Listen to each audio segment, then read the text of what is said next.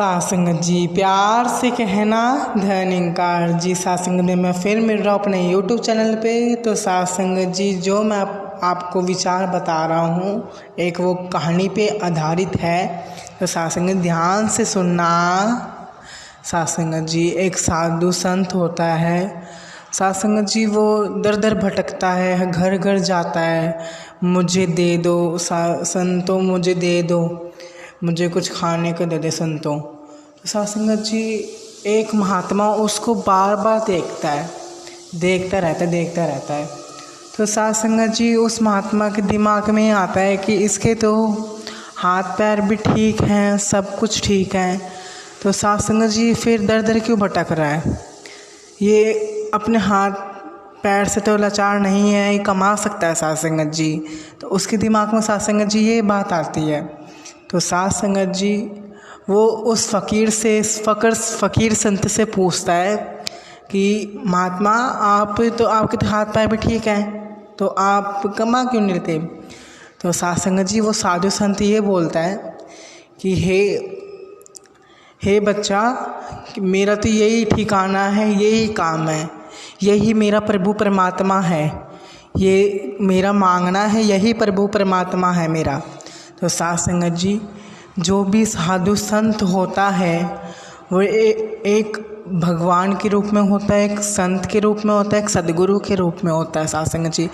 बल्कि उसके हाथ पैर भी ठीक हो सासंग जी, पर वो जो दर दर भटकता है उसको ही पता है एक मेहनत करना। और जो एक सासंग जी वो महात्मा बोलता है कि आप क्यों भटक रहे हैं इधर उधर?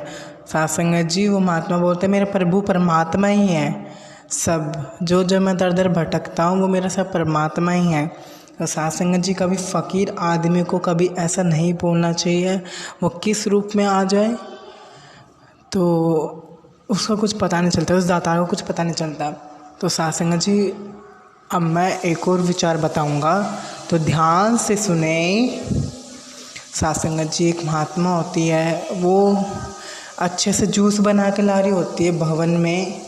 तो सासंग जी वो उसके साथ में जो बैठा हुआ बच्चा बहुत किलकारियाँ मारते रहता है, बहुत रोता रहता है सासंग जी।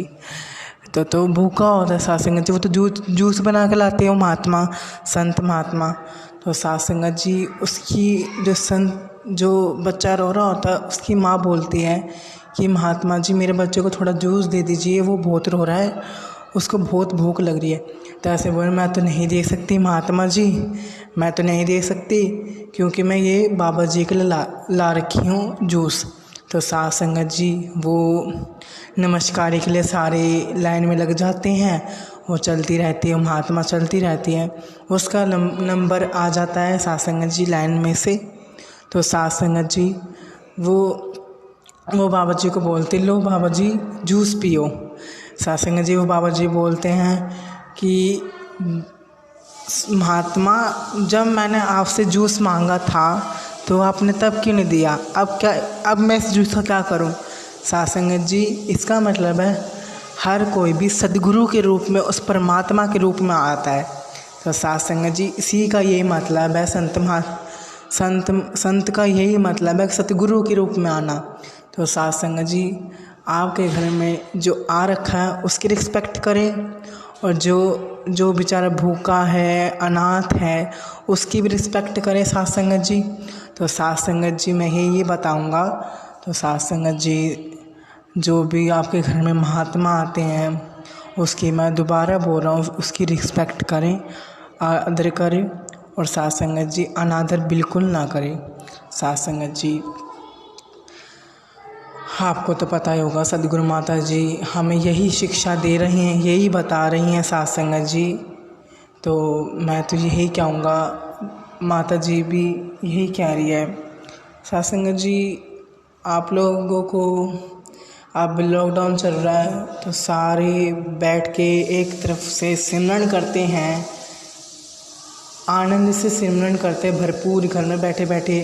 सासंग जी एक बात बोलना चाहता हूँ, आप लोग जब बैठे रहते हैं तो आप सिमरन कर लीजिए। जैसे आप खाली बैठे हैं, बोर हो रहे हैं, तो सिमरन करें, हे प्रभु परमात्मा सबका भला हो, हे निर्गुणकार सबका भला हो।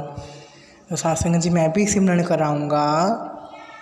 तू ही निरंकार मैं तेरी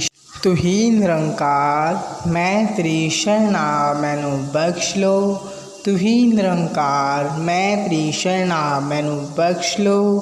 तू ही निरंकार मैं तेरी शरणा मैनू बख्श लो। तू ही निरंकार मैं तेरी शरणा मैनू बख्श लो। तू ही निरंकार मैं तेरी शरणा मैनू बख्श लो। वो सदगुरु माता सुदीक्षा सविंदर हरदेव जी महाराज जी की जय।